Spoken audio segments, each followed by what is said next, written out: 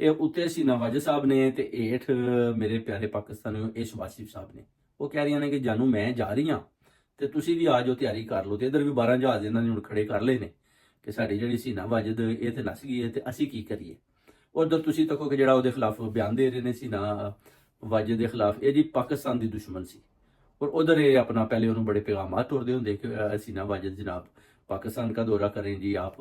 सीना वाजिद दे नाल साडे बड़े अच्छे तलकात ने, इस तरह की बातें करते हैं। मगर हुण जैसी सीना वाजिद नस गई है तो नाल ही कह जी कि ये तो पाकिस्तान की बड़ी बड़ी दुश्मन सी और ये जी है ना जी भज गई है तो साडे तलकात जनाब मिस खालदा जिया दे नाल, यानी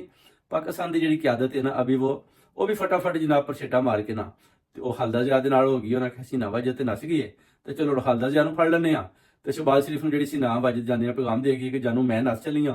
ਤੇ ਤੁਸੀਂ ਵੀ ਹੁਣ ਤਿਆਰ ਹੋ ਜਾਓ, ਹੁਣ ਤੁਹਾਡੀ ਵਾਰੀ। ਹੁਣ ਇਹ ਵੀ ਸੋਚ ਰਹੇ ਨੇ ਕਿ ਇਹ ਹੁਣ ਜਿਹੜਾ ਇਨਕਲਾਬ ਹੈ ਇਹ